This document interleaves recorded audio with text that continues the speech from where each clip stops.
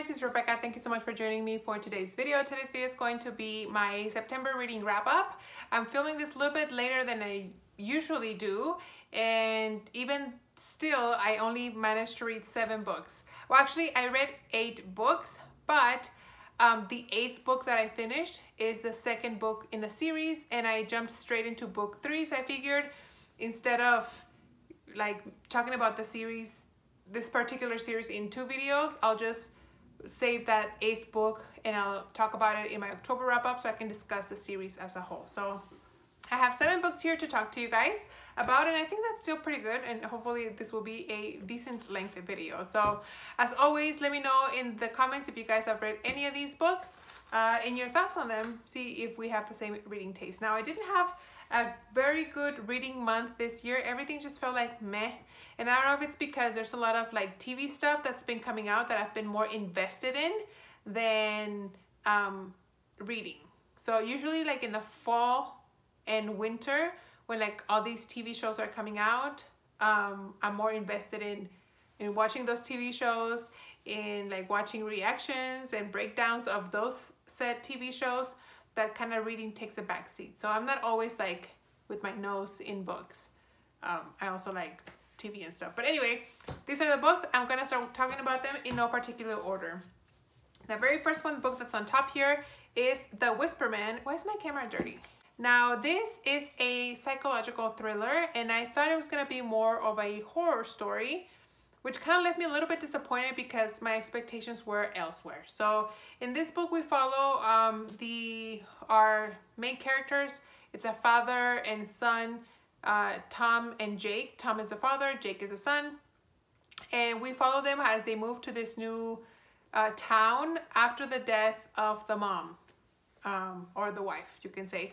And this town happens to have had a serial killer about 20 years ago, and his, what do you call that? Like the way that he preyed on his victims, he would go into the house and like outside the windows of these people's homes, and he would whisper through the window to the kids, and that's how he would abduct the kids, by luring them to the windows by saying, there's a little whisper rhyme that he would say. The rhyme is a little creepy, I'm not gonna lie, but yeah, he would lure them into the window. Once they were there in the window, he would grab them. And anyway, this happened about 20 years ago, but as Tom and Jake move on to this town, Jake starts hearing these whispers, and the father grows concerned. He reaches out to the cops, then lets them know what's going on, and that's when he finds out that there's actually been a serial killer 20 years ago, and that was his way of, you know, getting his victims. So, you know, he starts getting concerned and things go from there. So this book kind of was like this. I was kind of bored in places. I was kind of really invested in other areas. And then towards the end, everything kind of like just wrapped up, and before I knew it, it was over, and I was like, what? That's it? That's how we were gonna conclude this book? So for that reason, I only gave it 3 stars. I had higher expectations for this, and yeah, I had heard really, really good things about it, but I think because it was described as a horror book, and to me it felt more of a psychological thriller more than anything, and the fact that the pacing was a little bit off, yeah, it kind of left me with a sour taste in my mouth. So yeah, only 3 stars. The next book that I finished was A Million Worlds with You by Claudia Gray. This is the 3rd book in the, God, I don't know. I don't remember the series, but the first book is A Thousand Lives Without You, something like that. Oh my gosh, what is it called? 1,000 Pieces of You is the first book, and then 10,000 Skies Above You is the second one, and then this one, A Million Worlds with You. So this is the conclusion to that series, and I really enjoyed the first book.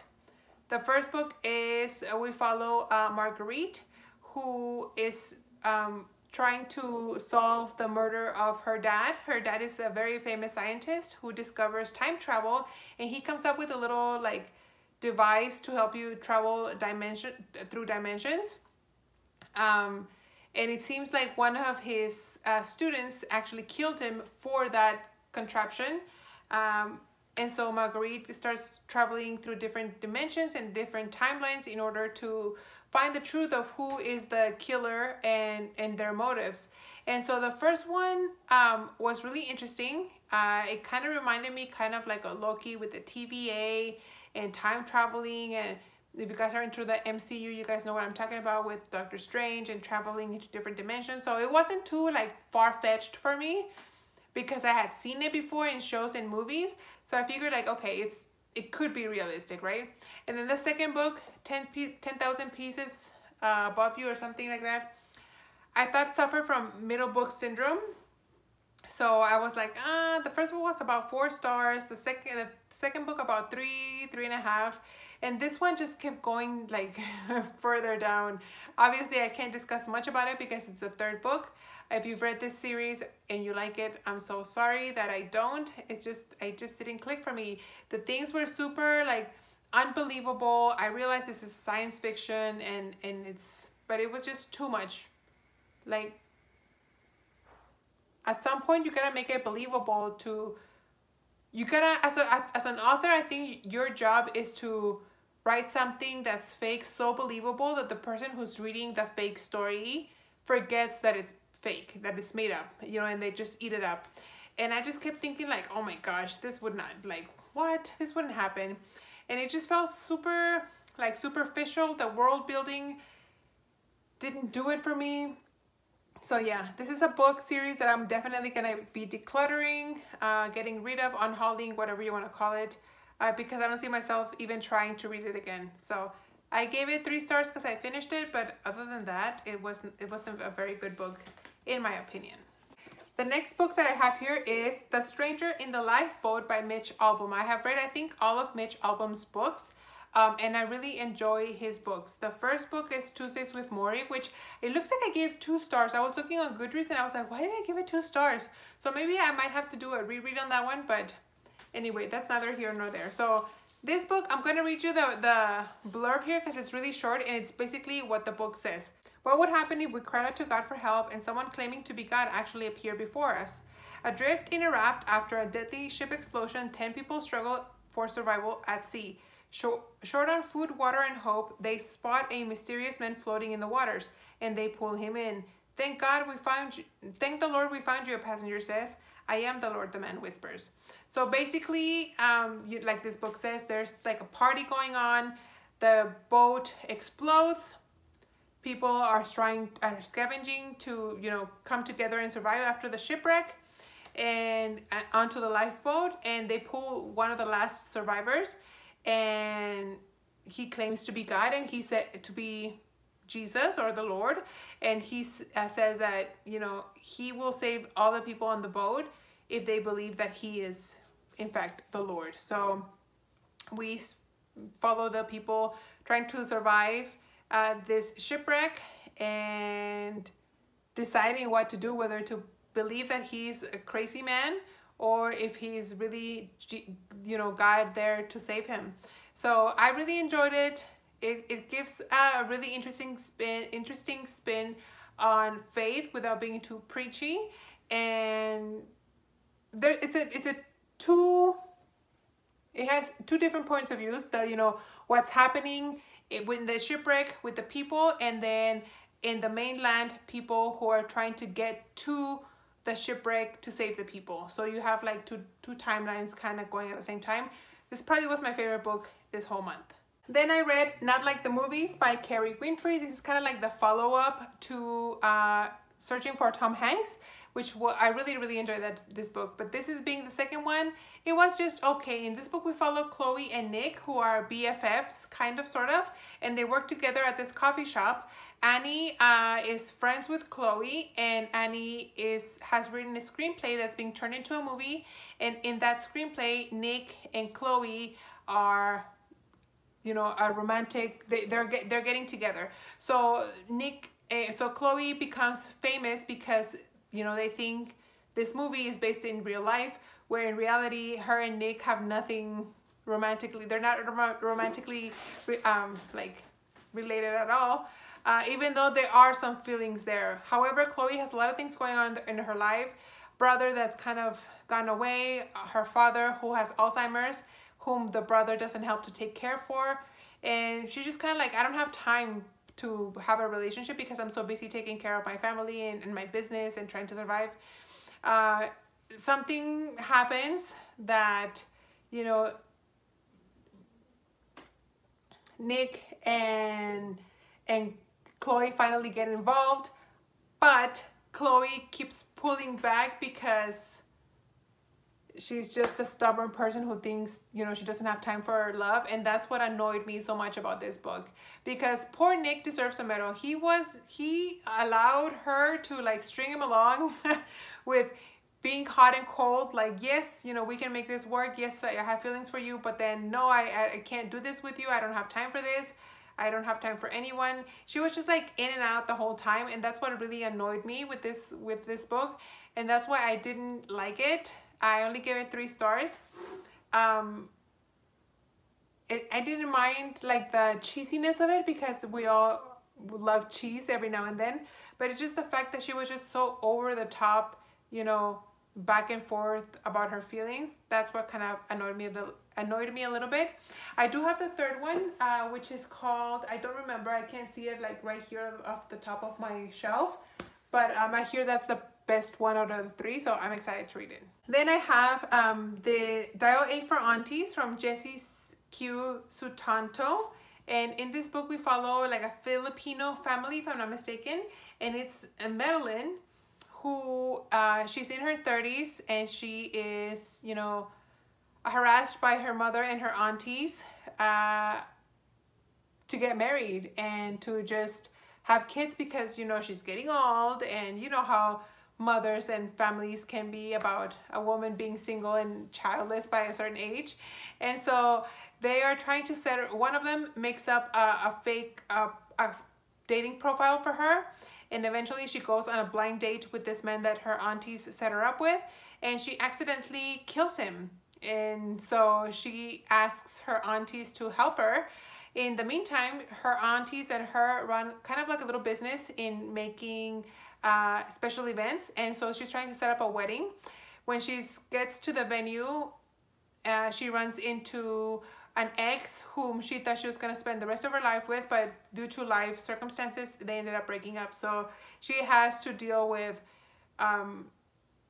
covering up the murder of her blind date, throwing this wedding at this particular place, and trying to rekindle romance with her ex that she broke up with a long time ago, who could potentially be the love of her life. I give it only 3 stars because I didn't find the whole idea of how they're trying to hide the murder of the blind date funny.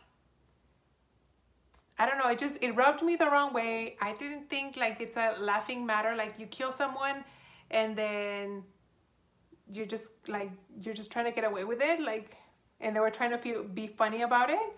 So that kind of rubbed me the wrong way. I don't know. I do have the 2nd book. I guess it's a companionship.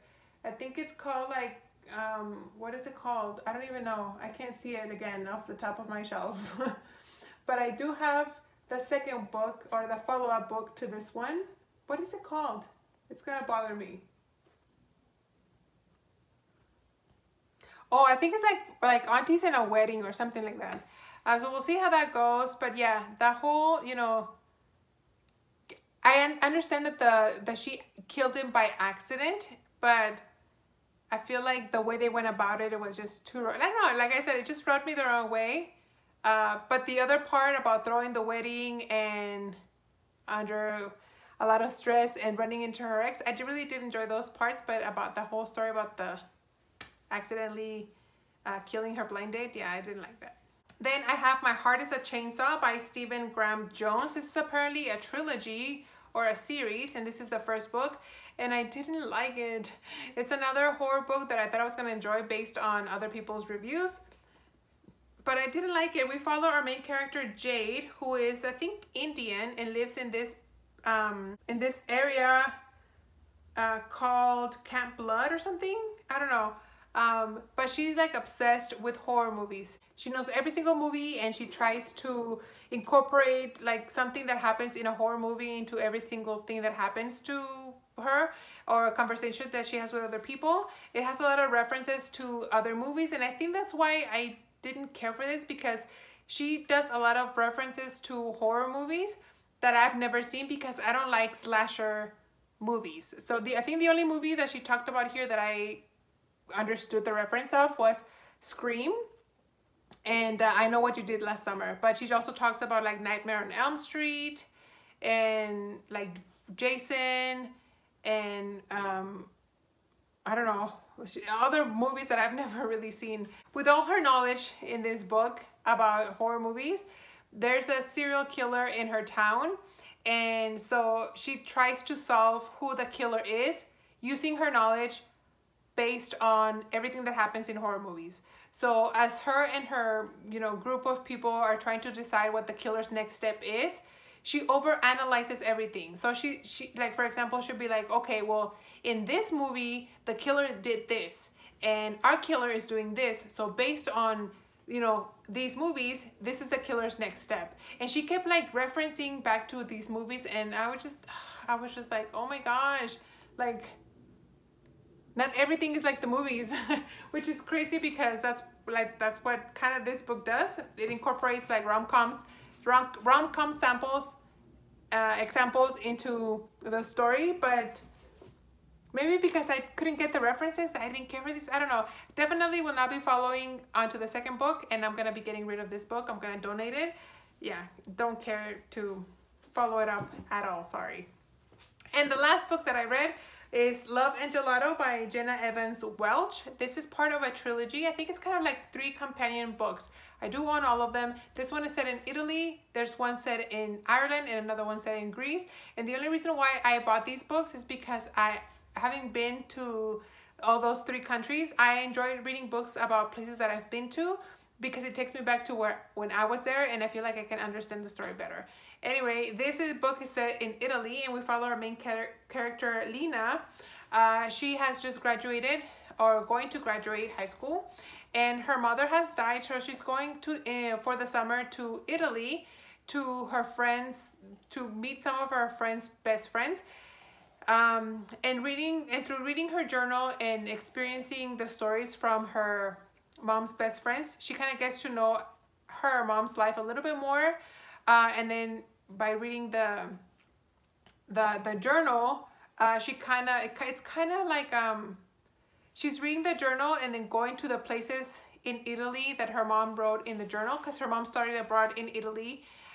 So as she's reading the journal, she's going to these places, and it's really nice because you kind of get to take a little trip through Italy.